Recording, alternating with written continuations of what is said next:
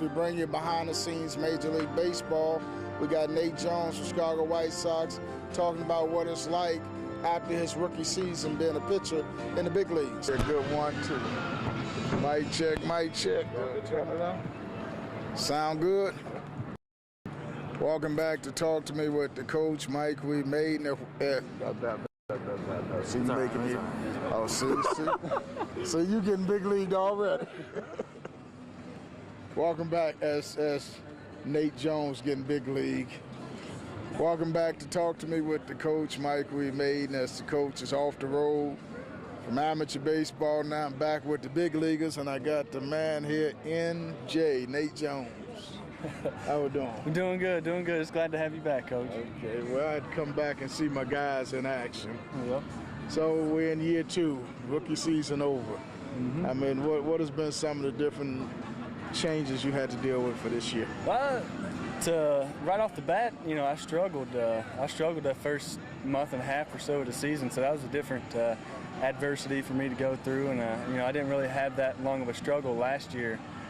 Yeah, so right off the bat I had that to deal with, but I think it only made me stronger, made me mentally stronger and tougher, and made me kind of realize what I need to do in order to get out of those funks when I get in those ruts or not have good outings or whatever, what I need to do to sharpen it up and get back out there.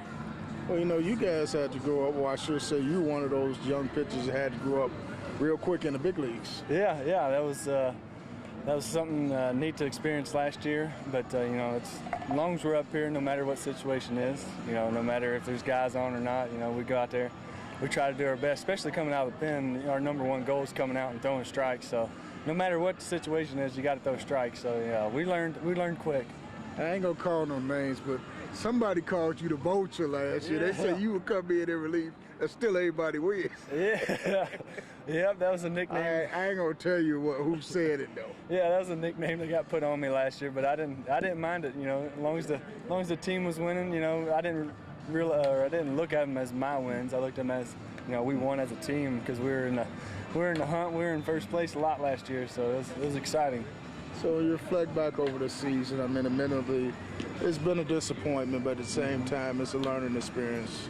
Exactly. I think the most that you learn is when the failures that you go through. And so, like I said, with myself, just on an individual basis at the beginning of the year when I struggled, I learned a lot then. And then as a team, we learned a lot. We at the beginning, we just couldn't get everything together. The pitching would be good, but our offense wouldn't. Our offense would be good, but then our pitching wouldn't be that great. So, but here lately, we've been playing a lot of good ball. We learned from those mistakes early, and we're putting things together and playing a lot better ball now.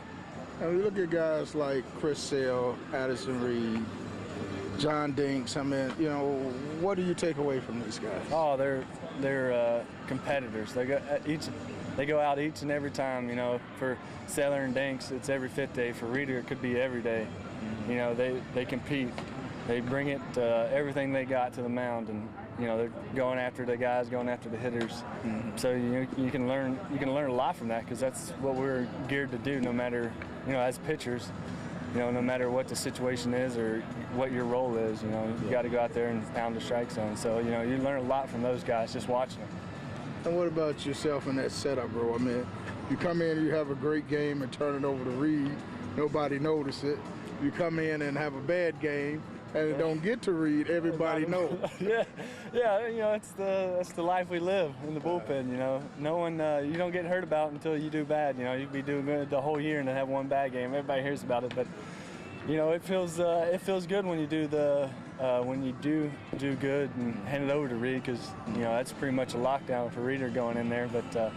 But again, when you had those bad games, you got to have that short-term memory. You got to be able to go out there and come back tomorrow. Hey, I just come off the road with my summer travel team. And by the way, we took 4th place in AAU. We want everybody to know that. That's awesome. But, I mean, you're in the big leagues. It's their dreams of playing in the big leagues, those youngsters, that high school ball players that I deal with across the country. What is this experience like for you? Oh, it's more than you expect. It's a great time. It's a great experience. And, the ball club that we have now, everybody stays loose, and it's still all about having fun. It's still a kid's game that we play. If you're not having fun, then you shouldn't be playing. But so we always have fun, and but when we go out there, we're giving it everything we got still, So it's just an overwhelming experience at first, and then you start getting the groove and knowing what's expected of you day to day, and so it's been a lot of fun.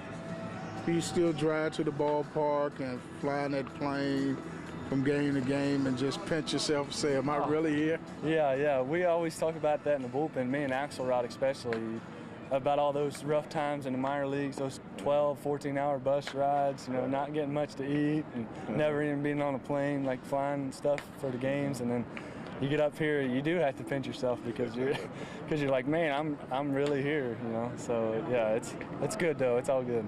And then, of course, you guys make enough money, you can buy your old plane when you get ready to. I can't yet, that's for sure. But maybe when you get to Jeter status. There we go. But, I mean, what would you give in exchange for this opportunity? Nothing, man. This is. I guess I would give everything for this opportunity. I mean, it's just a once in a lifetime experience. So, it took a lot of hard work, a lot of determination, a lot of not letting people, put me down or say I can't do something. You're going out and proving people wrong, playing with that little chip on your shoulder, saying I can do this. So, but yeah, I would do anything in the world for this. And just proof that Kentucky boys can make it to the big leagues. That's right, exactly. Kentucky boys are strong and can make it to the big leagues.